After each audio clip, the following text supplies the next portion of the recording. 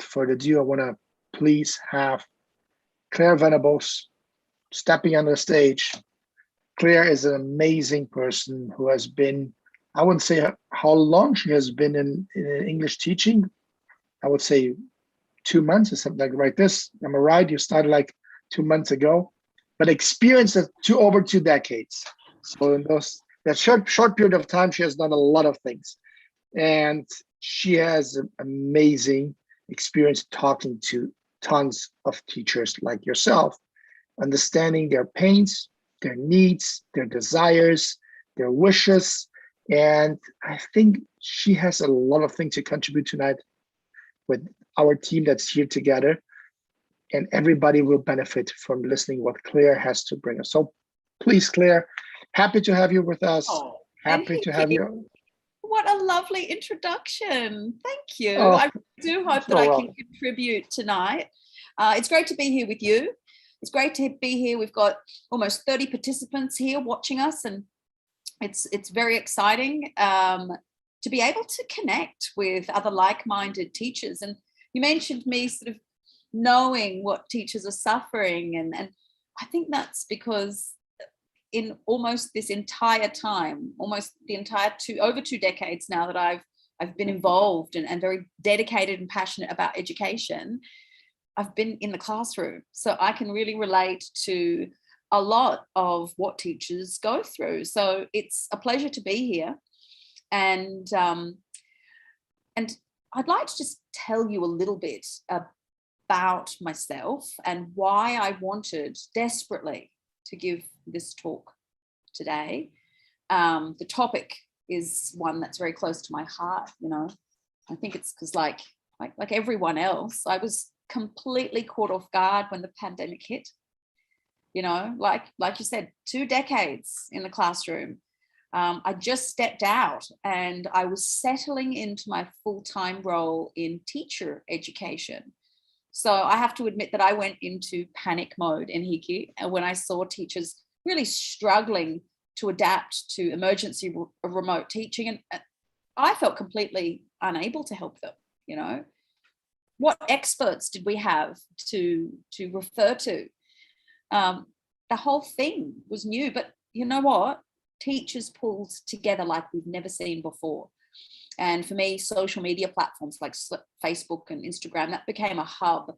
And it's a place where we'd learn, we'd share, and we'd connect with one another. And now I see us facing a new set of challenges.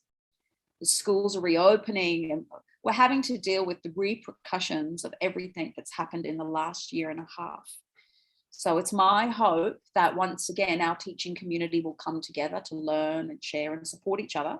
And who knows, maybe even use this pandemic as a catalyst for what I see as much needed change in the way that we teach English to children. And I know you feel that way as well, because you and I have had long conversations about this as we began this project of writing this series of course books for children. So today I'll be raising some of the issues that have been on our mind as professionals in education, but also in our hearts in Hiki. And I know you, like me, are a parent. You've got 2 beautiful little boys. I've got an 11-year-old boy, and specifically what I'd like to talk to about today is, let me pull up my slide. Let me pull up some images here to show you.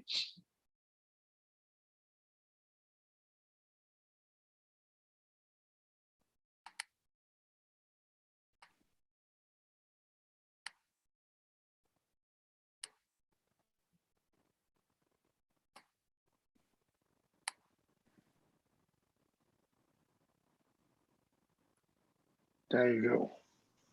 And off we go. So specifically today, what I'd like to talk to you all about in this session is what's been lost due to the pandemic. And then I'd like to start this conversation about a word that I keep hearing everywhere is recovery. Where do we begin? You know, and what are leaders in education from around the world saying about this?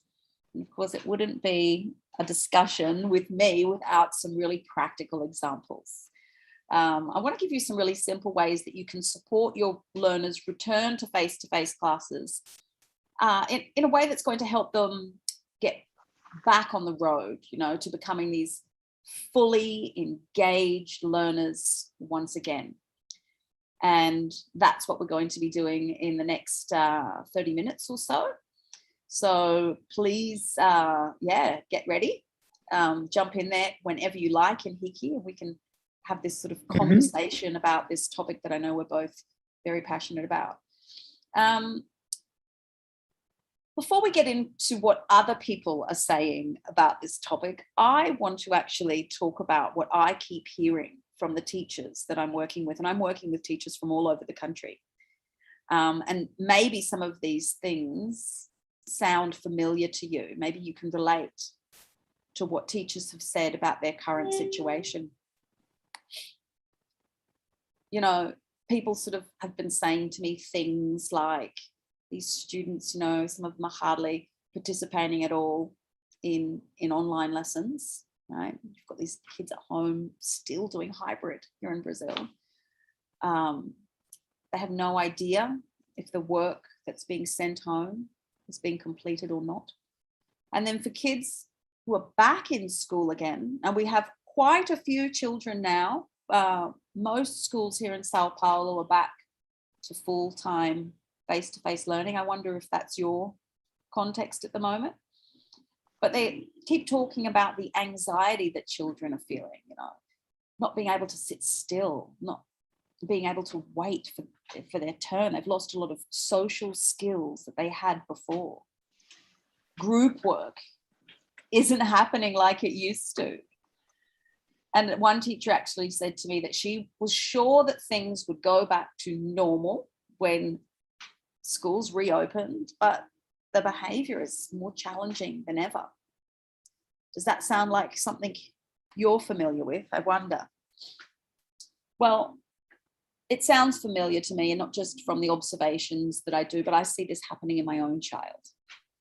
And if anyone listening here live or listening to the recording is a parent, perhaps you can empathize with me when I tell you that my own son, my beautiful, bright boy, who was so independent and capable in so many ways, has been falling behind at school. And to be honest, he's lost interest in learning. And that's been devastating for me to watch as a parent and as an educator.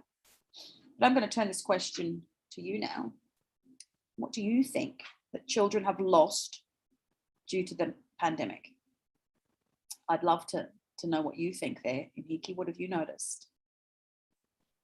I noticed several things. I mean, from my own child, from my own son, which is 4 years and a half, the idea of returning to school at the moment exciting. Keep in mind that his only environment when he sees people. I mean, he sees other children. Yeah. So because nothing else has returned to the normal routine. So no parties, no family gatherings or limited family gatherings, nor playing with the kids from the neighborhood or from the building we live. So it's the only place. And nevertheless, he feels like, I prefer staying at home with daddy and with mom. So why do I have to go to school? And interesting to be said, and two things that I would just want to bring in.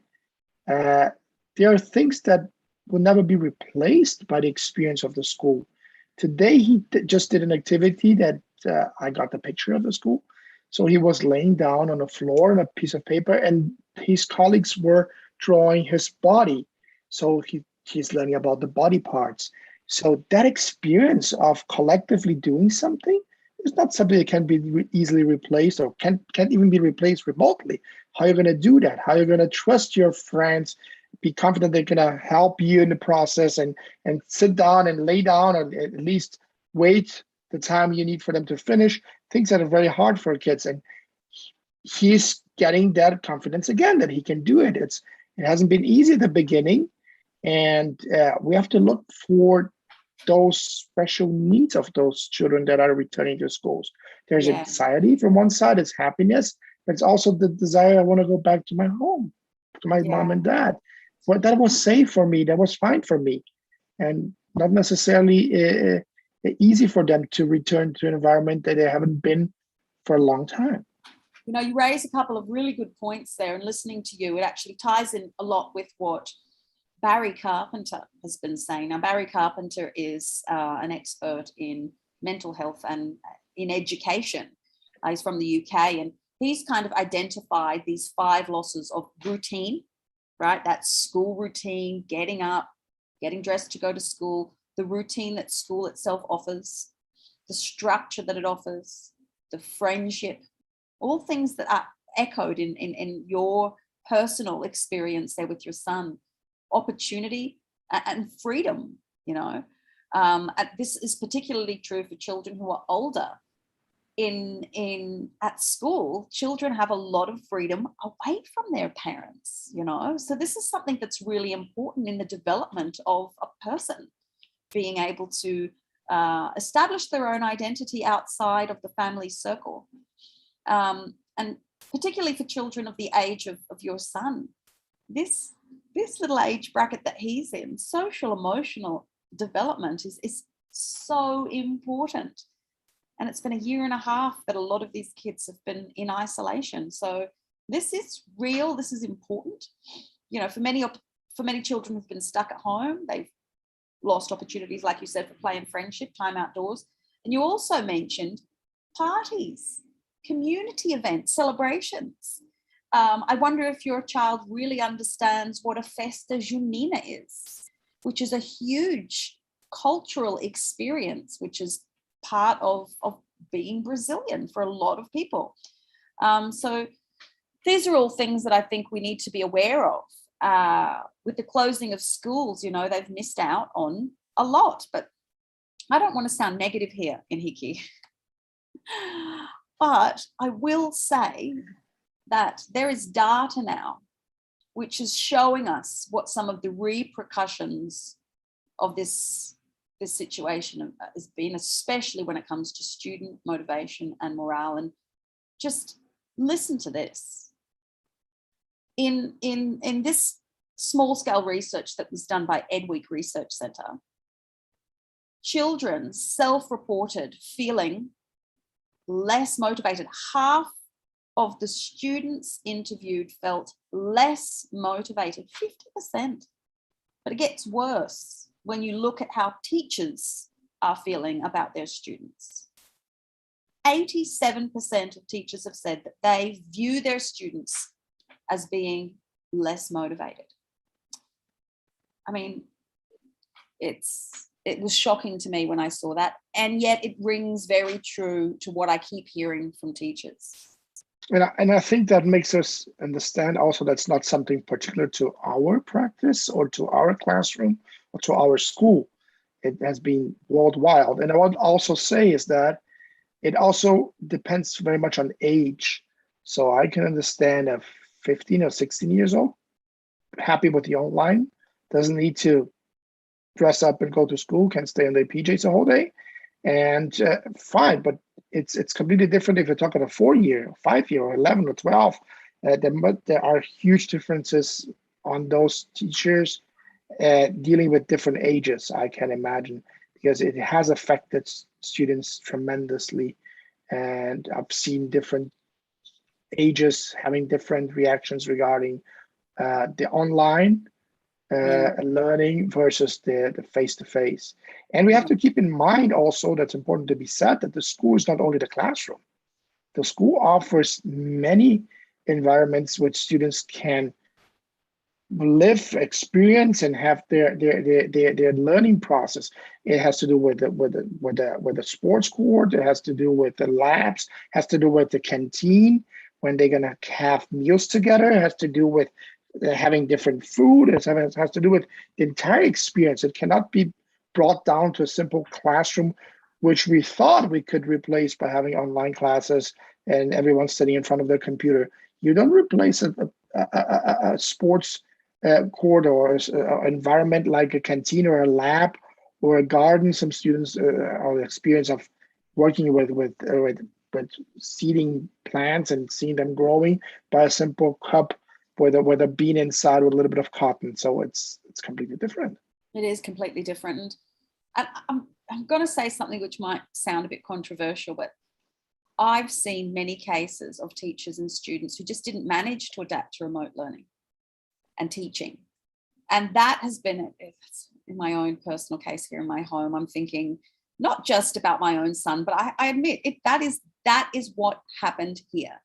The school where my son was at previously, they didn't manage to provide an effective solution for the remote teaching and learning. And that had a direct impact on my son's motivation and engagement. And that's why, remember at the beginning when I said how important this topic was to me personally, that's why. Yes. That's why. So I know that now that schools have reopened, and I'm not going to get into why this might have not been an effect. I don't need to tell anyone here watching or listening today why some remote teaching and learning experiences were not effective.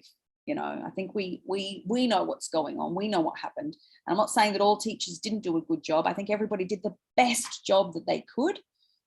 But now educators are understandably worried about the content and skills that students would have otherwise learned under normal circumstances and haven't. And how are we going to reduce this loss as we start to look forward?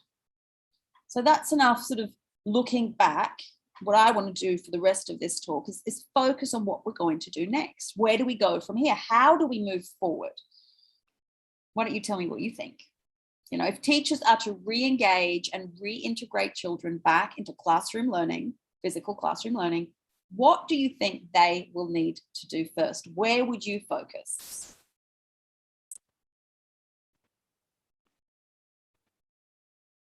What do you think, Enrique?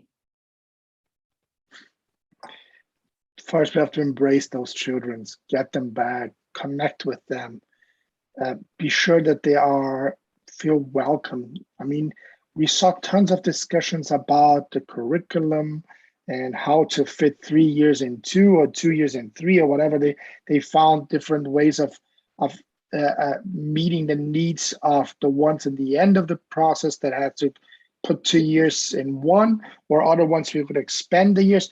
But I think the discussion doesn't go over first what they lost in the learning. That's already gone. But how we reconnect the students, how we re-engage them, how we get the passion ignited again for learning. Because it's a new learning. And the challenge is, after being so long at home, how you excite students to go back to school. And you have to find new ways. And it's not the content, it's something else. It is. I couldn't agree more with you. And I'm sure a lot of people who are here with us would say the same thing. I know that a lot of teachers who are in the classroom with the students are saying that same thing. They've got to reconnect. But we often have external pressures, you know, and often the school isn't taking into consideration the importance of this connection, the effective side of learning. And they are all worried about the content. I'm going to do a small interruption here. I just remind me of a story of I was talking to a teacher who had a bunch of students, new students coming to school. I mean, they're starting their onboarding of the school, the new school at the pandemic. And the day they were allowed to go to school physically, one student mentioned to the teacher, "Teacher, you have legs." That was his observation, because he has never seen the teacher standing up. It was always a teacher sitting with a camera. So his observation was, "Teacher, you have legs. Wow, how great. Look at that."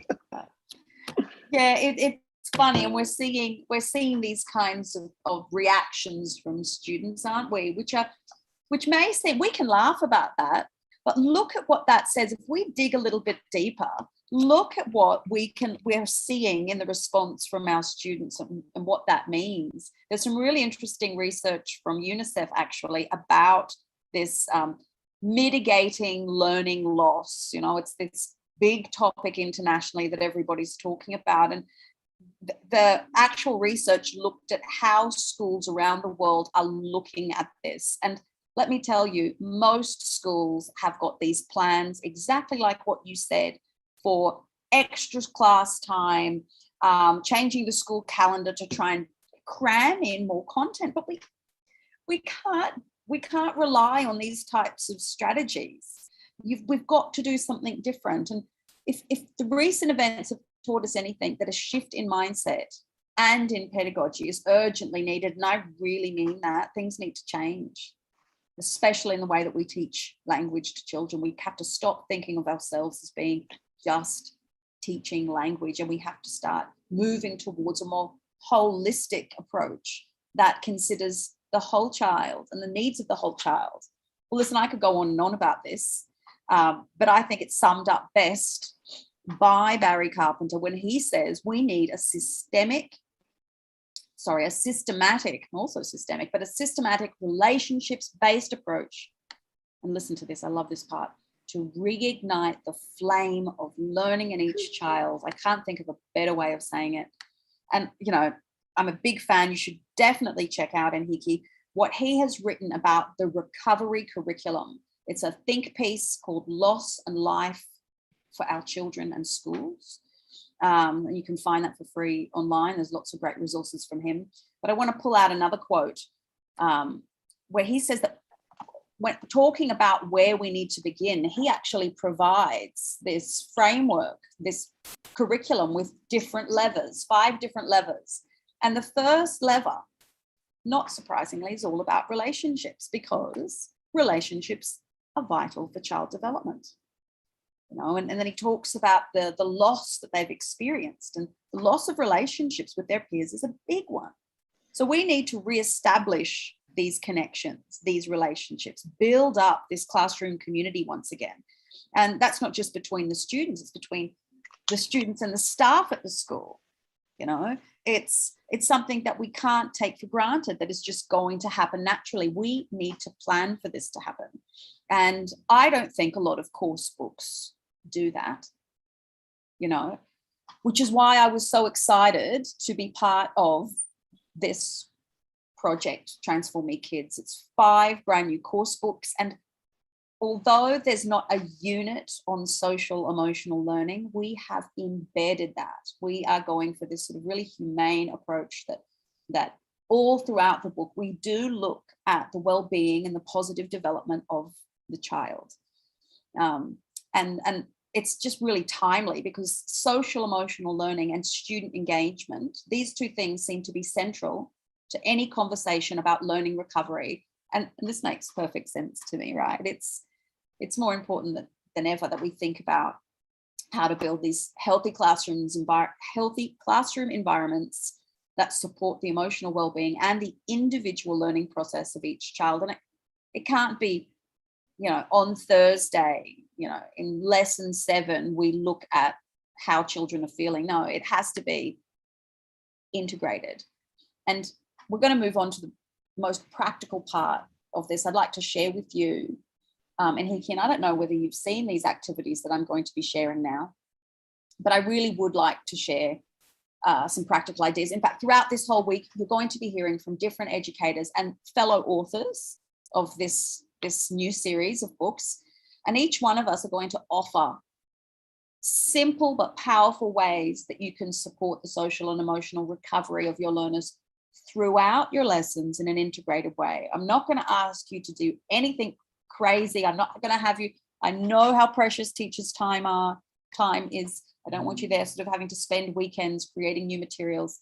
I want to show you how you can do this in the simplest of ways, a few tweaks to your lesson. If you don't need to have these books in order to start making this a priority, and I want to show you how you can do that.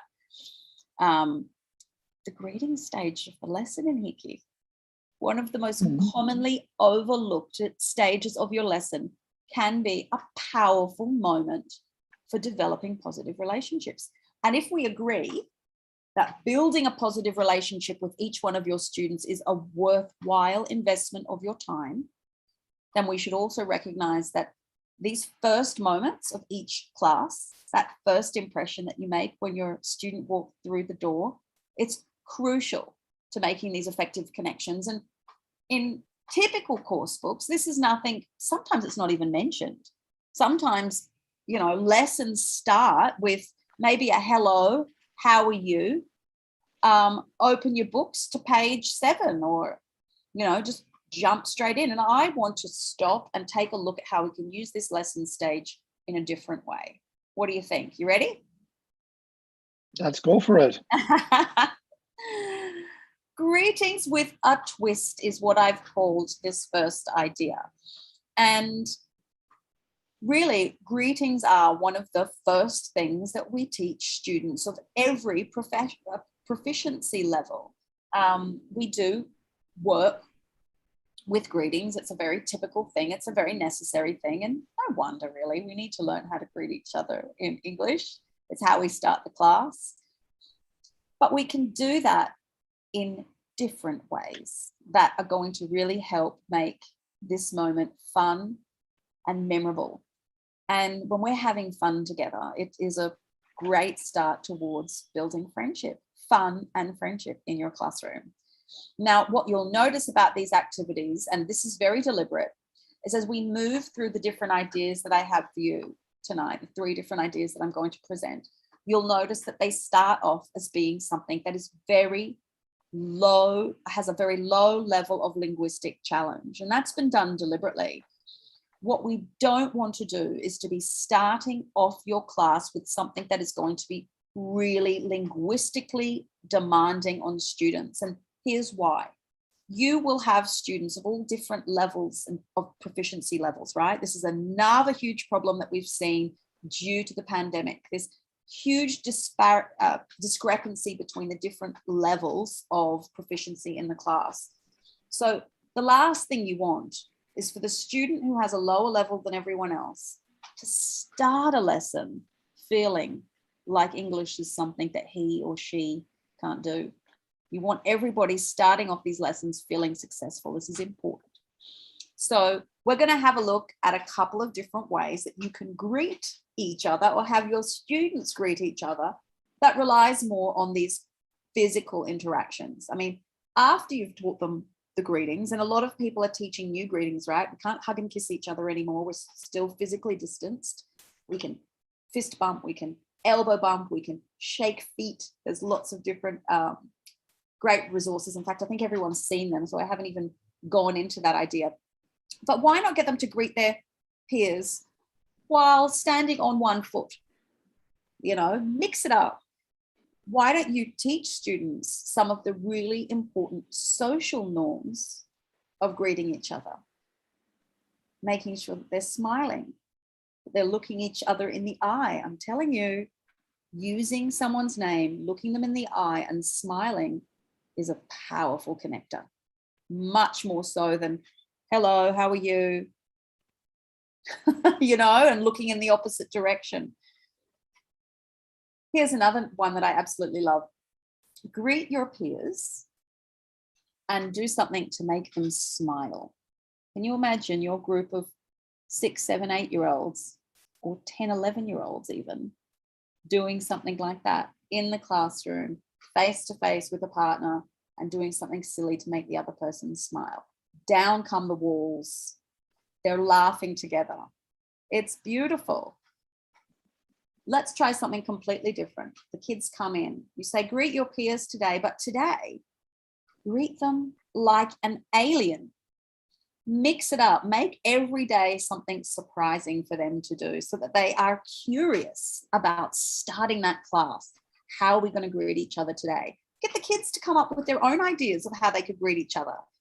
If it is developmentally appropriate, if they're at a writing stage, you could get them to write down on strips of paper their own ideas, put it into a jar and pull out one every day. Today, you are going to greet each other with your eyes closed and try and guess who you're greeting. I love how simple and yet effective this idea is. And this is something that you could start doing in your class tomorrow. No extra work required. Speaking of feelings, so there was one last one here that I didn't mention on getting children to, in the beginning, instead of getting them to talk about their feelings, get them to rank how they're feeling on a scale of 1 to 10. So I'm going to do that right now with you. How are you feeling today, this lovely Monday? And Hiki, on a scale of 1 to 10. 10. I'm feeling great. Oh, that's good to hear. I wonder how everyone else listening is feeling today on a scale of 1 to 10. Initially, it's much easier to assign a number, especially for children who are still perhaps learning to identify and name their feelings. But learning to identify and name your feelings is really important. So that's why I love this activity. The whole hello, how are you can become quite mechanical, can't it? It can become something that we don't even really listen to somebody's answer. And in course books, it's kind of, hello, how are you? I'm fine, thanks. And you? Really? Come on. How do you really feel today? I'm interested. I want to know. And as a teacher, I really do genuinely want and need to know how my students are doing emotionally. It will help me make better decisions about how to respond to their behavior during the class. It will help me make better choices about the kinds of activities I'm going to do that day. So this activity for me, it's part of these course books that we've written. This isn't something that I'm inventing now. This is actually embedded in these course books. It's an activity that I absolutely love, and I'm really glad that it made it in. Start the class by greeting each student in the usual way and ask them how they're feeling. How are you today? But instead of accepting the typical, I'm fine, thanks, I'm good, or what is really typical in primary classrooms, happy. How are you? Happy. Really? Help them expand their repertoire. Show them lots of different images of a wide range of people expressing all different kinds of emotions, and elicit what they think those emotions are. And if necessary, teach them the meaning of these words, teach them how to say it in English. Now, in the next class, you're going to ask them again, but this time encourage them to wait and really think, give them a minute or so to notice how they're feeling, notice how their body is feeling, notice the sensations and emotions that they're feeling, and then respond. And again, have that visual aid there. The poster is important, and you want to have that visual aid there for them to be able to refer to these images. And there's a lot of nuances between feelings, so it's good to have that they can point to. And slowly, with time, if you do this regularly in your class, that vocabulary will become naturally incorporated into their repertoire of productive language. And then, of course, after that, you've got them responding to you, start getting them to do this with their partner, asking each other and listening to how each other is really feeling that day in class. So again, that's just another super easy idea. This is the start at the first 5 minutes of your lesson in Hiki, and look at how rich and meaningful these moments can become if you plan for them to be so. Here's the last one, and you'll notice now we're getting progressively more demanding linguistically. So this might be something that you simplify for younger students or students with a lower level of proficiency, but you might have students who are ready, willing, and able for a kind of challenge like this. And I absolutely love this idea. This idea isn't mine. It's come from Kenya, my co-author on this project. So the idea is to prepare a jar of compliments that you might give someone when you greet them. Can you give me a couple of examples? What might be a nice compliment that a child might give to another child, or that you might give to someone after you haven't seen them for a long time? Got it from me, from the audience is participating. Great. Your hair looks amazing, says Amanda. I suppose it's not. I suppose it's not my hair. Must be yours. Look at how that made me feel. Look at how I naturally, impulsively, like spontaneously responded to hearing something nice. And don't worry, Amanda, I don't feel bad. And in Hiki, let me tell you this. I'm really glad you're here tonight, because I always love our conversations. Sure. Yeah. So And these that's another kind one we're having today. It's a great conversation. yeah. So it's And always a learning.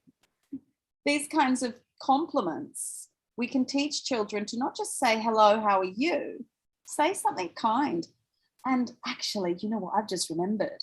This idea has come from Kenya, but this is actually very, very similar to an idea that I did in one of my classes. Oh, gosh, I remember this now. I was in Victoria. I was working with multi-age groups. I wonder how familiar this will sound to a lot of people. I was with multi-age groups, and there was friction between the older boys and some of the younger kids. And I started making this part of our routine where we would say something nice to each other at the start of the lesson. We did a whole unit on identifying our own personal qualities, identifying qualities in other people, and then starting to use them. But Kenya's taken this to the next level, and she's actually, it's interesting, she's given them strips of paper with this written. This is scaffolding. This is providing them the language support that they need to be able to do this in their L2, right? So students take one and choose a friend to say it to. These might be very generic things like, I'm happy to see you, or you look really great today, or I'm glad you're my friend. And then you're going to sort of have them walk around and taking these compliments and giving them to different people, greeting different people, and then go on with your lesson. But it doesn't stop there. In the next lesson, you're going to play the same game, but now the jar has blank pieces of paper, and now you want their input. What do you want, or what do they want to say to each other? So you've sort of given them this model, and now you're encouraging them to come up with their own. They might use the ones that they remember from the last lesson, or they might invent their own. Go around, monitor, provide that input and support. Teach them the language that they want to learn in English, okay? So you're responding to this emergent language which is happening in your classroom. And then you play this game again. You can repeat this again, but this time, see how many compliments that they can remember on their own without having to use the paper anymore. The last one that I have here on this sort of series of lessons, and look how beautifully this activity evolves, helping them develop their social, emotional intelligence and skills at the same time as they are learning English. So on the last day, these strips of paper would have just keywords. So if the compliment had been, I like being your friend, and they've had plenty of opportunities in previous lessons to see this written, to hear this from their peers, to use this to say to peers as well. Now they're going to get a little piece of paper that just says like friend, and they'll be challenged to try and remember how to structure that sentence, and then play the game as usual, walking around, finding someone to greet, say hi to, and say, hey, hi, I'm Hiki. How are you? I really like being your friend. Thank you, likewise. And I love your shirts today. So my quick comment here is that collection is for students from grade 1 to 5.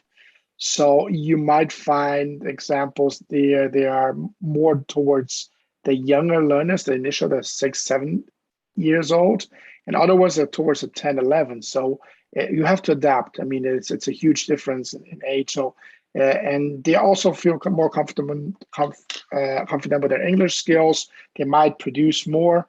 What I have learned, and specifically with my son, is that they will always find who is bilingual. But anyway, they will always find a way to express themselves. So they'll find a way to, if they're into the activity, even if they don't know the word, they're going to find a way to express themselves because they are using the language as a meaning, not simply learning by heart expressions out of a list of how you feel, happy, sad, anger, or whatever. You can list on in pages and pages of feelings, which are pretty abstract, we know. Yeah. And it's hard for them to relate to them just because they're written there. It's much more to say, and they'll find a way to tell what they're feeling, and that's amazing when you see kids producing and finding a way to explain what they're feeling. Even if they bring some Portuguese into it and find other ways to say it, but there's always opportunity for learning for them and to feel that they're heard, that they're part of a group, that someone is listening to their feelings. And isn't that the magic moment that we're all looking for as teachers? When we can see children genuinely communicating with each other, using whatever linguistic means that they have, but using that as a tool with which they can communicate what they think, how they feel, what they believe. For me, when I took the step away from being the kind of teacher who teaches children to memorize lists of words towards a teacher who does use these kinds of activities with all age groups, I felt much more fulfilled as an educator and as a person. So I think this is where we're going. This is the opportunity that I was telling you about that we have now to really change the way we teach English to children. And I'm just delighted to have so many people here who are interested in this topic along with us. That brings me to the end now of this talk, of this conversation that we've had. But let's keep the conversation going. Let's continue to connect and support each other and learn with each other, share ideas. You can catch me over at Active English for Kids on Instagram. I love people dropping into my DMs and sharing their ideas and thoughts or questions that they might have. And if you're interested in finding out more about the upcoming series of books for lower primary from grades 1 to 5, go ahead and follow Transform Me. You're going to get lots of ideas on their Instagram account. You can also get in touch with the folks there to find out more about the materials that they have on offer. It's been a pleasure, Enrique. Thank you so much. It has been great. No, I'll thank you. It has been always an opportunity to learn a lot of your experience, share a little bit of mine. And what's amazing is to see that all that has been put into practice in 5 books that will for sure help people get through that. It's a phase. I mean, we will get back to school. We have to just look at that bridge and cross that valley and be sure we're going to get kids back happy to the learning, ignite them to the passion of learning, bring them back. Because it's a natural place where they should love to go and not necessarily want to stay away from. And it's so, I think the opportunity is there. Social emotional is something that we always have to be aware of and have it embedded in our program. So that's what we do. And that's what you as an author and the other authors that worked so hard on this collection has brought to life in Transform Me Kids, which is a collection that is totally driven for primary kids. And I'm sure it's out there. There's a lot of schools already looking into it and adopting it. And I'm sure if anyone is interested, just send us a quick message on the Instagram. We'll provide you with a sample, a digital sample that you can go through the book and enjoy it a little bit. So that's a free digital sample for the books, so everyone can enjoy and have a look at it. I hope to contribute with the community by this way for you all to be able to have ideas which you could implement by tomorrow. Ideas developed by Claire and the amazing team of authors that are going to be here with us in the next 4 days, tomorrow, Wednesday, and Thursday. So please come back if you want to know more. Greeting is the first part of a session, and it goes on. So shortly, you're going to see the link for tomorrow's session. Please subscribe to that link. So, I mean, get your place secured in tomorrow's session. Today's session is only for today. And I'm sure that everyone will be happy and what the ideas are coming up this week and be able to implement them. Claire, thank you so much. Thanks Thank you so much. Thank you so much. Just before everybody takes off, I'm just going to ask people to please go ahead and tag me. And if you've screenshotted one of these slides and you're sharing it in your social media, I love to see your main takeaways. It gives me insight into what you felt was the most interesting part of this talk. So go ahead and tag me, tag Transform Me, _BR in that as well, so we can see what your main takeaways from this session was tonight. Thanks a lot, everybody, and see you online real soon.